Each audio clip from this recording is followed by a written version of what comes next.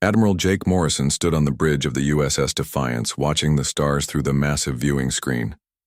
After 3 months of travel through the dark void between solar systems, they had finally arrived. The Kepler 442 system stretched out before them, and somewhere in that collection of planets and moons lived the first alien civilization humanity had ever encountered. "Captain Grant, bring us to battle stations," Morrison ordered. His voice was calm and steady, the voice of a man who had spent 40 years in the Earth Navy. Captain Lisa Grant nodded and pressed the ship-wide communication button. "All hands, this is the captain. We have arrived at our destination. Battle stations, condition yellow. This is not a drill." Throughout the ship, alarm bells rang softly.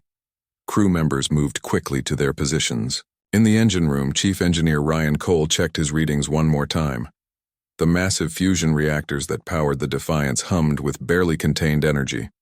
The ship's weapon systems came online, ready to fire at a moment's notice. Theo. Defiance was not alone.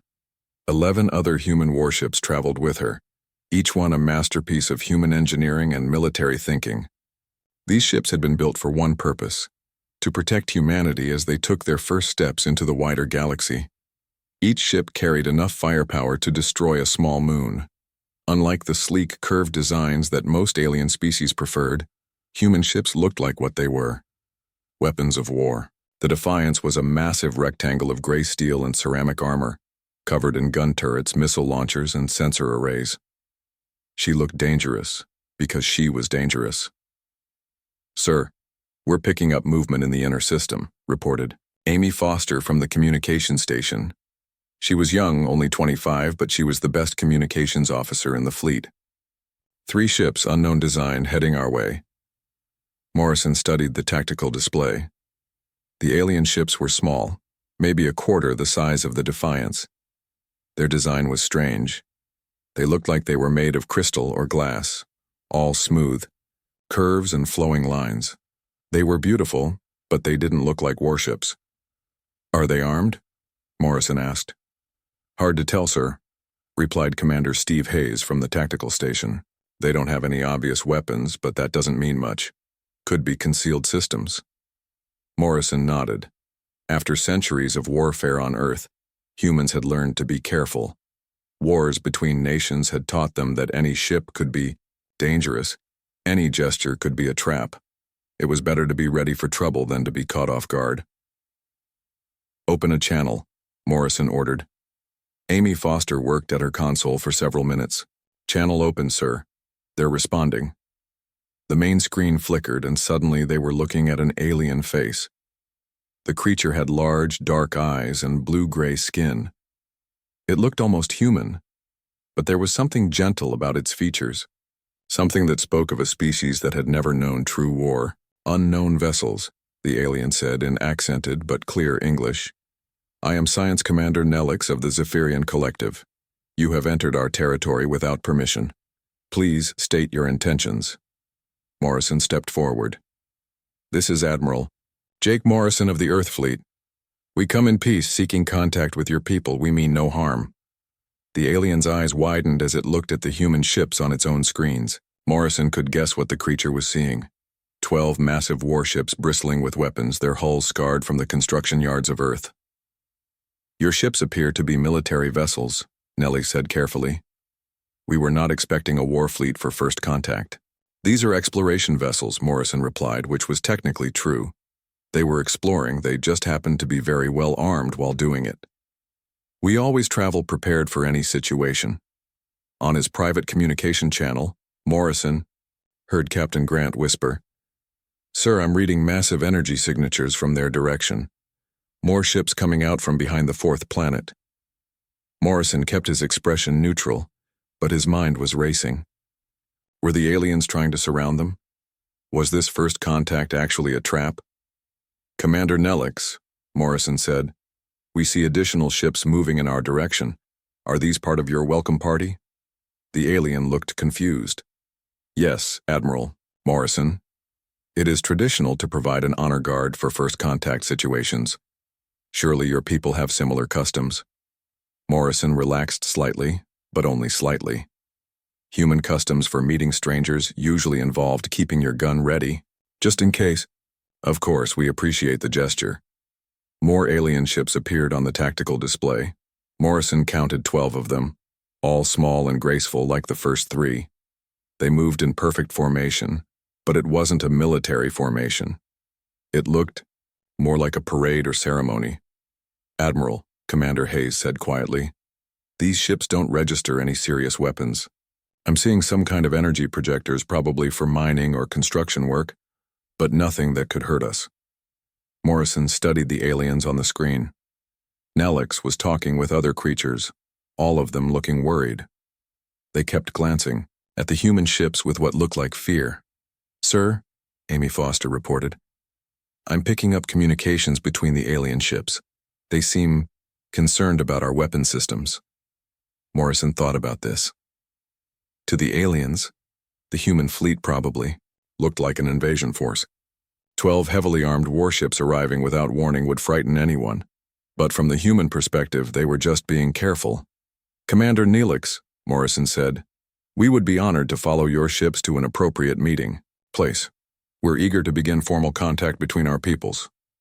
The alien nodded, but Morrison could see the worry in its large eyes. "Very well, Admiral Morrison. Please follow us to the designated first contact zone near our 4th planet. And please, keep your weapons powered down." Morrison smiled. "Of course, Commander. We mean no harm." But even as he said it, Morrison knew that harm was exactly what his ships were designed for.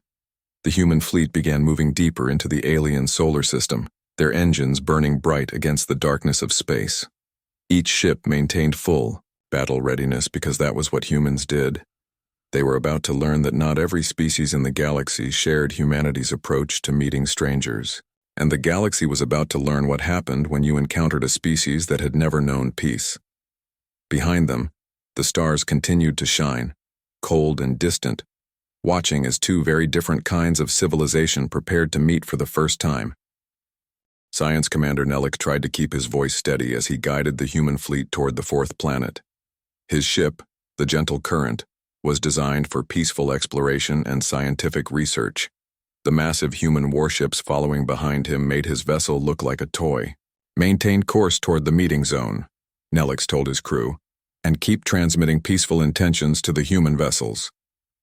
His communications officer, a young Zephyrian named Keldon, looked up from his station with worry in his large eyes. "Commander, their ships are maintaining weapons lock on us. All of their gun systems are active and ready to fire." Nelix felt his stomach tighten. In all of Zephyrian history, they had never encountered a species that kept weapons ready during peaceful negotiations. It went against everything they understood about civilized behavior. Aboard the USS Defiance, Admiral Morrison studied the tactical display with growing suspicion. The alien ships were moving into what looked like a standard encirclement pattern. Even though Commander Hayes had assured him that the alien vessels were lightly armed, Morrison's military instincts screamed danger. "Sir," Commander Hayes reported, "the alien ships are spreading out around us. It could be a ceremonial formation, but it also looks like they're trying to box us in." Captain Grant moved closer to Morrison. "Admiral, should we adjust our formation?" Morrison considered his options. If this was a trap, the aliens had chosen a poor way to spring it. Their ships were clearly no match for human firepower. But if it was truly a peaceful gesture, responding aggressively could ruin humanity's first contact with an alien civilization. "Maintain current course," Morrison decided, "but keep all weapons hot, and spread our formation. I don't want us clustered together if things go bad." The human ships began to move apart, taking up positions that would give each vessel clear firing lines. To human military minds, this was a sensible precaution. To the watching Zephyrians, it looked like a battle fleet, preparing to attack. On the bridge of the Gentle Current, Nelix watched the human ships deploy with growing alarm. "Keldin, send an emergency message to the Galactic Council. Tell them we have encountered a potentially hostile species. 12 heavily armed vessels, unknown technology, moving in aggressive formation." The message raced across space at faster than light speeds, carried by the quantum communication network that connected all civilized worlds. Within minutes, It reached the Galactic Council chambers on Synthesis Prime, where Emergency Coordinator Thelmos read it with disbelief. A new species, traveling in warships? It had been over 800 years since the galaxy had seen a truly militaristic civilization. Most species had evolved past the need for such weapons when they developed space travel. Back in the Kepler system, more misunderstandings were brewing. Lieutenant Colonel Nathan Cross was briefing his Marines in the USS Defiance's cargo bay. Cross was a career soldier, tough and experienced, and his men were the best humanity had to offer. "Listen up," Cross told his assembled troops. "We're making first contact with an alien species. Standard procedure applies. Be ready for anything. If things go south, we might need to board their ships and secure hostages for negotiations." The Marines nodded and checked their equipment. Their powered armor was a marvel of human engineering, designed to turn each soldier into a one-man army. Their weapons could punch through meter-thick steel plates. To humans, this was normal military preparation. To any aliens monitoring their communications, it sounded like preparation for conquest.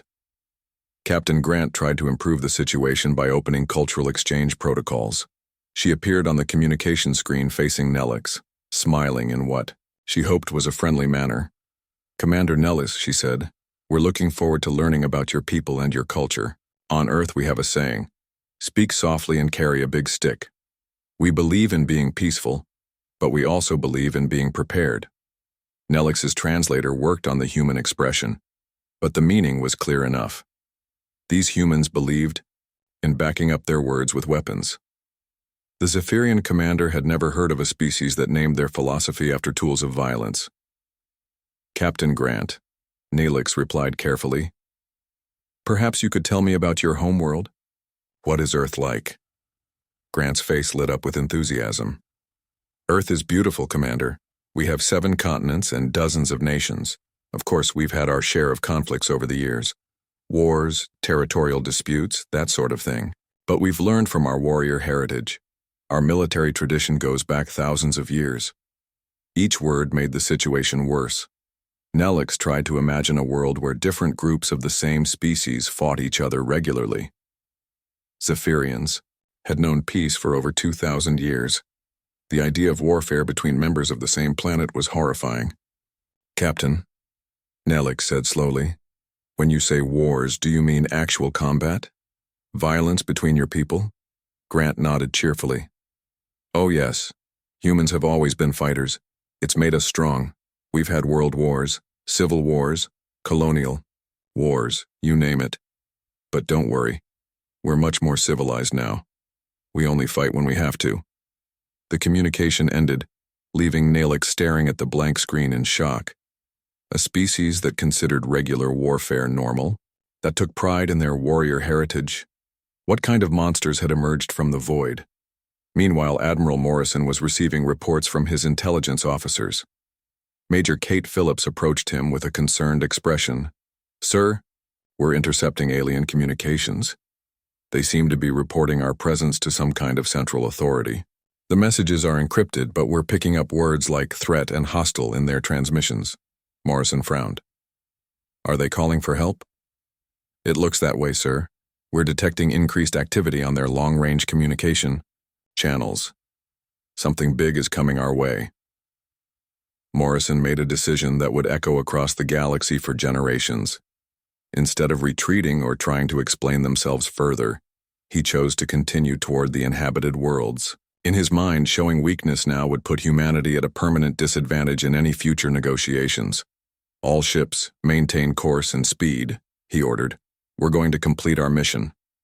The human warships continued deeper into the alien solar system, their fusion drives burning bright trails across space. Each ship ran silent except for active military sensors, creating an atmosphere of deadly efficiency that made the watching aliens more nervous with each passing hour.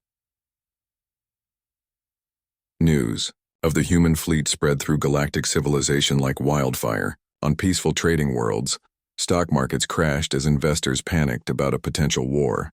Species that hadn't thought about military matters in centuries began dusting off ancient defense plans. The galaxy was about to learn what happened when a warrior species emerged from the darkness between stars, armed with weapons beyond imagination and a mindset forged by millennia of conflict, and humanity was about to discover that being the strongest didn't always make you the most welcome. On the beautiful world of Synthesis Prime, Emergency Coordinator Thelmos called the Galactic Council into emergency session for the first time in 300 years. Representatives from dozens of species gathered in the Great Crystal Chamber, their voices creating a symphony of worry and fear. Thelmos was an Altarian, tall and thin with skin that shifted color with his emotions. Right now, his skin showed deep purple bands of concern. He had served as emergency coordinator for 50 years, but he had never dealt with anything like this. Fellow beings, Thelmos announced, his voice carrying across the chamber, we face an unprecedented situation. A new species has emerged from unexplored space, and they appear to be extremely dangerous. Intelligence analyst Krindar, a six-armed creature from the Nexus worlds, activated the central display. Images of the human fleet appeared, showing the massive warships in all their threatening glory. These vessels, Krindar said, are unlike anything in our databases. They carry weapons powerful enough to crack planetary shields. Their energy signatures suggest fusion reactors of enormous size. Each ship could destroy our largest space stations. A representative from the Peaceful Harmony Collective raised a delicate hand. Surely they must be explorers like ourselves.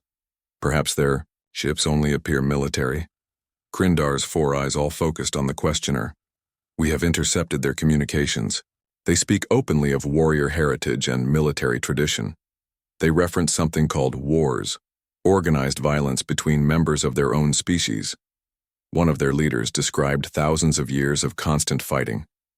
The chamber erupted in shocked whispers. Most species in the Galactic Council had evolved from prey animals or peaceful plant eaters. The concept of intelligent beings regularly fighting each other was almost impossible to understand. How many ships? Asked Admiral Zexana of the Altarian Republic. She was one of the few military officers in the chamber, and her skin showed the same purple worry bands as Thelmos. 12 vessels in the initial contact group, Krindar replied. But we have no idea how many more exist in their home territory. They could have hundreds, maybe thousands. The thought sent waves of fear through the assembled representatives. If 12 ships were this frightening, what could a full invasion fleet do? Thelmos called for order. The question before us is simple. Do we attempt peaceful contact, or do we treat them as a threat to galactic security? They're already in the Kepler system, Zexana pointed out, moving toward inhabited worlds with weapons charged and shields raised. That doesn't sound peaceful to me. In the Kepler system, Admiral Morrison was receiving disturbing intelligence. Reports. Major Kate Phillips stood beside his command chair, holding a datapad with the latest intercepts. Sir, we're detecting massive movement throughout this sector of space. Long-range sensors show at least 200 ships converging on our position from multiple directions. Morrison studied the tactical display. The alien ships were coming from every direction, forming what looked like the largest space fleet in galactic history. Either these aliens were incredibly well organized, or they were terrified of 12 human ships. What's our status? Morrison asked. All ships report ready for combat, Captain Grant replied. Chief Engineer Cole has our fusion reactors running, at full power. Weapon systems are charged and ready. Marines are suited up and standing by. Morrison nodded. The human fleet was outnumbered by more than 16 to 1, but humans had won battles against worse odds. Still, he hoped it wouldn't come to fighting. The political consequences of starting a galactic war on humanity's first day in space would be severe. Open a channel to the alien fleet, Morrison ordered. The response came quickly. Admiral Zexana appeared on the main screen, her skin showing rapid color changes that Morrison's computer identified as extreme stress patterns. Human fleet, Zexana said in careful English. This is Admiral Zexana of the Galactic Peacekeeper Force. You are ordered to halt your advance and submit to Council authority for evaluation. Morrison considered his response carefully. Submitting to alien authority would set a dangerous precedent for future human expansion. But refusing might trigger the very war he was trying to avoid. Admiral Zexana, Morrison replied formally, I am Admiral Jake Morrison of the Earth Fleet. We are on a peaceful exploration mission and recognize no authority beyond that of our own government. We will continue our mission as planned. The alien admiral's skin flashed bright red, what Morrison's computer labeled as shock and anger. Admiral Morrison, you are outnumbered 200 to 12. You cannot possibly win a battle against the combined fleets of 17 species. Admiral, Morrison said calmly, we're not looking for a battle. We just want to complete our mission and establish diplomatic relations. But we will not be bullied or threatened. Aboard the USS Relentless, Captain Chris Baker watched the alien fleet forming up around them. His ship was one of the newer designs built specifically for deep space combat. Chief Gunner Maria Santos reported that all weapon systems were ready. Captain, Santos said, I count 47 different ship types in that alien fleet. Some of them are huge, maybe 10 times our size. Baker studied the tactical data. The alien ships were indeed massive, but they were also slow and appeared to be designed for show rather than fighting. Their weapons looked like they were meant to disable rather than destroy. Size isn't everything, Santos, Baker replied. Let's hope we don't have to prove that. The two fleets faced each other across the dark void of space. On one side, 200 beautiful vessels representing the combined peaceful traditions of galactic civilization. On the other side, 12 ugly, brutal warships representing humanity's long heritage of violence and survival. The tension was broken when Admiral Zexana made a fatal mistake. Believing that a show of force would convince the humans to surrender, she ordered her fleet to form an encirclement pattern around the human ships. All vessels, she commanded, move to containment formation. Prepare to disable the human ships if they resist. Commander Hayes watched the alien movements on his tactical display. Sir, they're moving to surround us. Classic pincer movement. If we let them complete that formation, we'll be trapped. Morrison saw the same thing. In his mind, the aliens had just gone from potential friends to immediate threats. The time for talk was over. All ships, Morrison commanded, battle formation, prepare to break the encirclement. The human fleet began to move with deadly precision. Each ship took its assigned position in a formation designed by centuries of military experience. Their movements were smooth and confident, the result of endless training and preparation. To the watching aliens, it looked like the humans had been waiting for this moment all along. The 12 warships spread out like hungry predators, their weapons tracking multiple targets. The galaxy held its breath as two very different philosophies prepared to meet in the crucible of battle. 3 weeks after the battle that shocked the galaxy, Ambassador Helen Curtis arrived in the Kepler system aboard the diplomatic vessel USS Harmony. The ship was smaller than the warships of Admiral Morrison's fleet, but it still carried enough weapons to level a continent. Humans, it seemed, believed in armed diplomacy. The galaxy had changed dramatically since the destruction of the Peacekeeper fleet. On Synthesis Prime, the Galactic Council met in emergency session every day, trying to figure out how to deal with a species that could destroy their combined military forces with 12 ships. Emergency Coordinator Thelmos had aged visibly in the past 3 weeks. His skin showed permanent stress patterns of gray and black. Intelligence reports from across known space painted a terrifying picture of human military capability. The humans have established monitoring stations throughout the Kepler system, intelligence analyst Krindar reported to the assembled council. Their ships patrol constantly, and they've deployed sensor networks that can detect our vessels from incredible distances. Admiral Zexana, still recovering from her injuries, spoke from her hospital bed via holographic link. Their technology is at least 200 years ahead of ours in military applications. Maybe more. We might as well be throwing rocks at starships. Ambassador Curtis docked at the human command station that had been built on one of Kepler 442's moons. The station was a fortress in space, bristling with defensive weapons and protected by shields that could withstand planetary bombardment.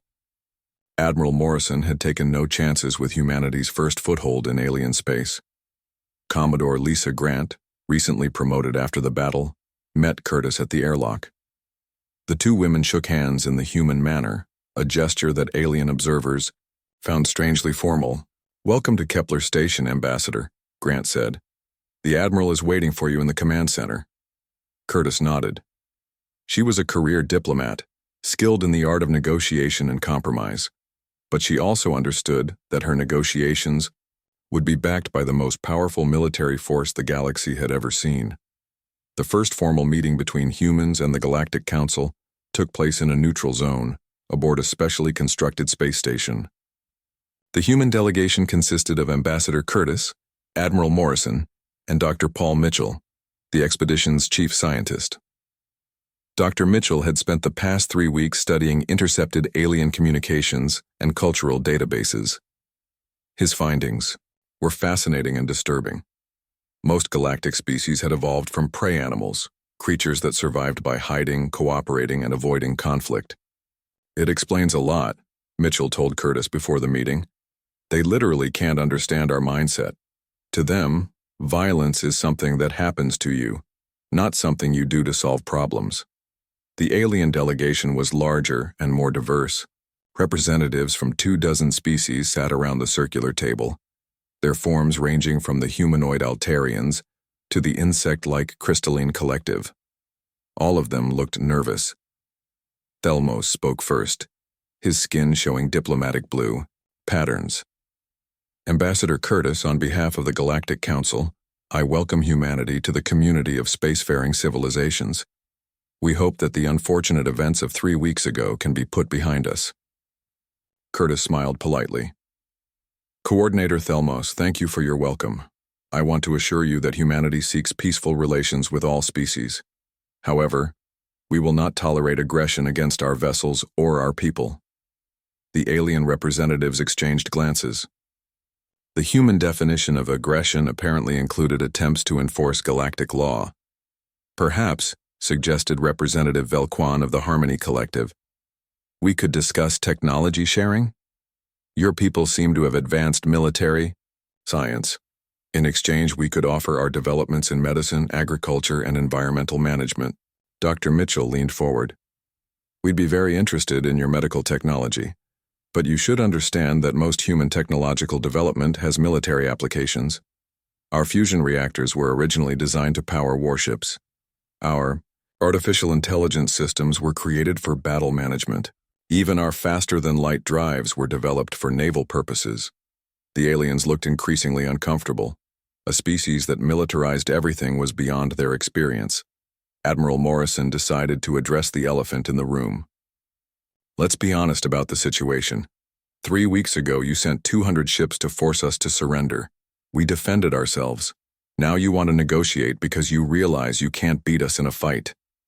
Thelmos' skin flushed red. "Admiral, we were attempting to maintain galactic peace and security." "By threatening us with overwhelming force," Morrison replied calmly. "From our perspective, you started the fight. We just finished it." "Ambassador," Curtis stepped in before the discussion could get heated. "What Admiral Morrison is saying is that humans value strength and respect those who can defend themselves. We're willing to work within galactic law, but we won't be bullied or intimidated." The negotiations continued for 3 days. Gradually, a framework emerged for human integration into galactic civilization. Humanity would be granted full membership in the Galactic Council, with all the rights and responsibilities that entailed. In exchange, humans would respect existing territorial boundaries and trade agreements. But everyone understood the real situation. The humans weren't joining galactic civilization as junior partners seeking acceptance. They were joining as the new military superpower, and their wishes would carry weight proportional to their ability to enforce them. Dr. Mitchell made another disturbing discovery during the talks. "Ambassador," he reported privately, "I've been analyzing their historical records. The galactic community hasn't fought a real war in over 800 years. Their military technology is basically ceremonial. They've forgotten how to fight." Curtis nodded. "Which means they're completely dependent on us for protection against any external threats." "Exactly. We're not just joining their civilization. We're becoming its guardians whether we want to or not." The final agreement was signed with great ceremony. Ambassador Curtis and Coordinator Thelmos exchanged documents while cameras from across the galaxy recorded the historic moment. Humanity was officially welcomed into the galactic community.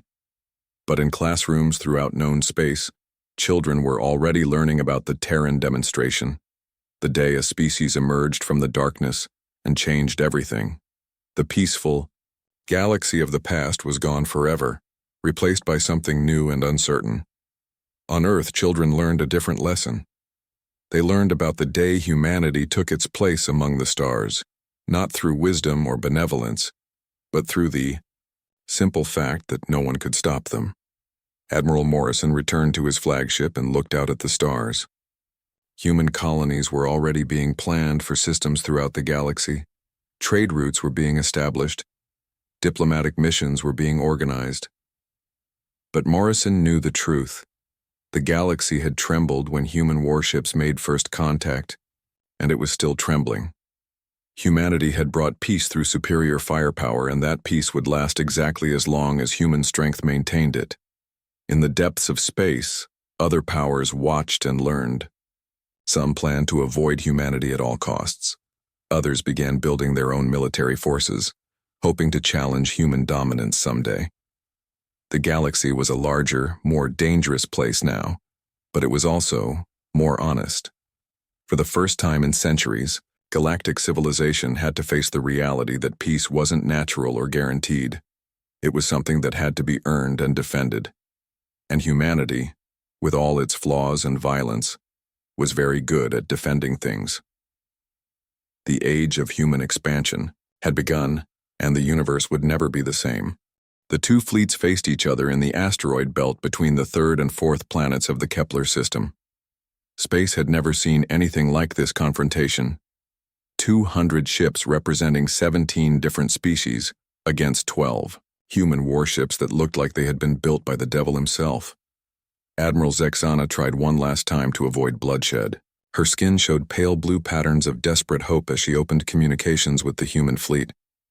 "Admiral Morrison," she said, "please reconsider. You are vastly outnumbered. Surrender now and we can resolve this peacefully. The Council wishes no harm to your people." Admiral Morrison stood on the bridge of the USS Defiance, surrounded by his officers. Every human face showed the same expression, grim determination mixed with professional calm. These were people who had trained their entire lives for moments like this. "Admiral Zexana," Morrison replied, "we have no intention of surrendering to anyone. We came here in peace, but we will not be bullied. If you want to fight, you'll get one." The alien admiral's skin flashed red with shock. In 800 years of galactic peace, no species had ever spoken to the Council with such defiance. The humans seemed to actually welcome the possibility of battle. "All peacekeeper vessels," Zexana commanded, "form blockade line.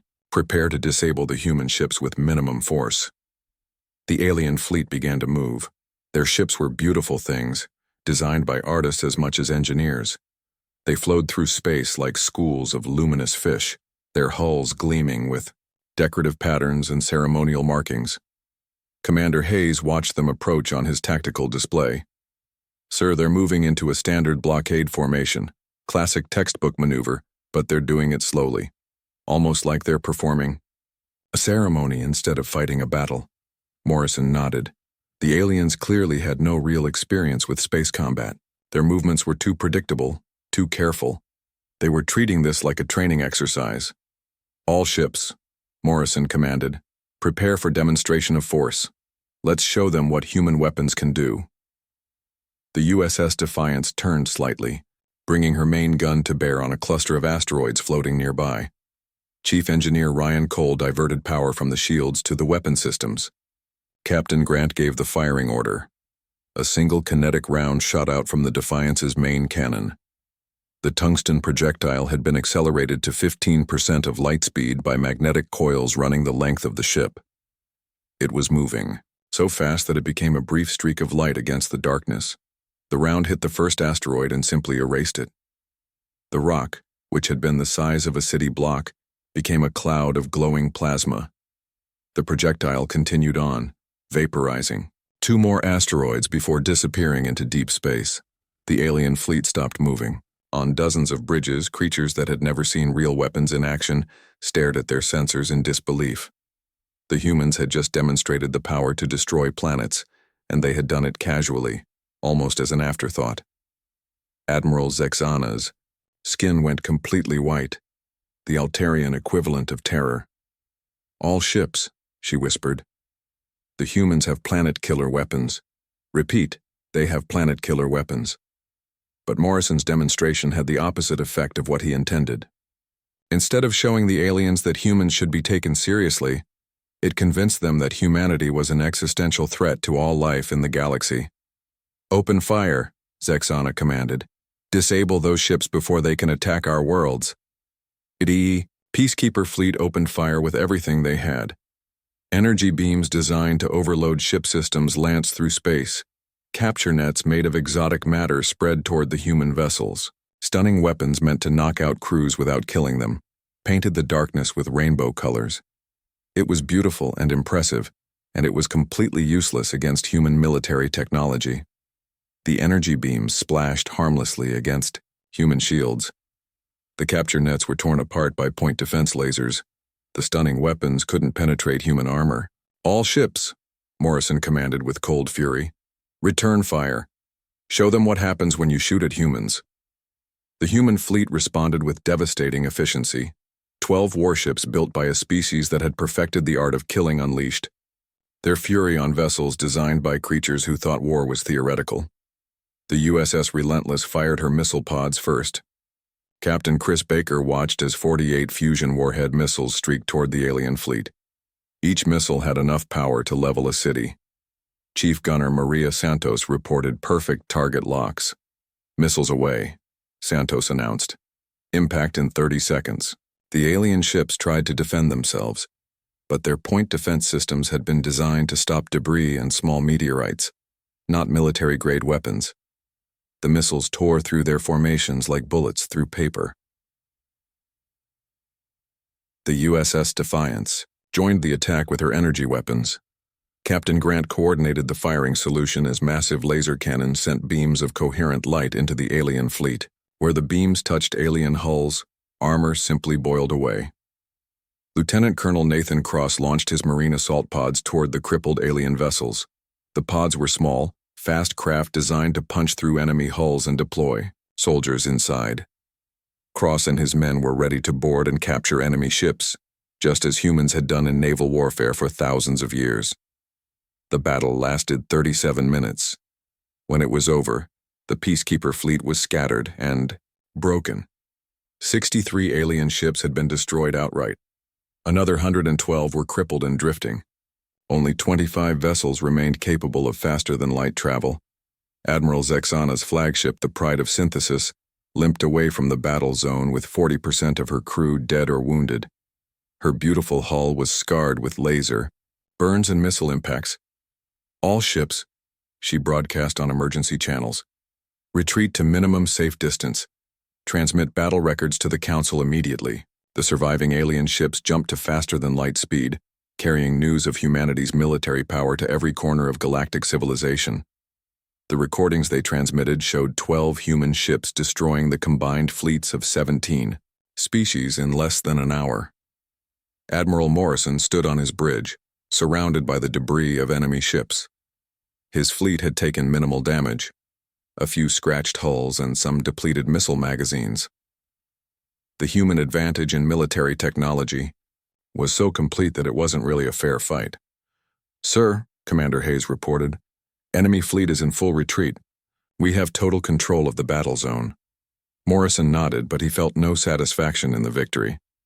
This wasn't how he had wanted humanity's first contact to go. Still, the aliens had fired first. The humans had simply finished it.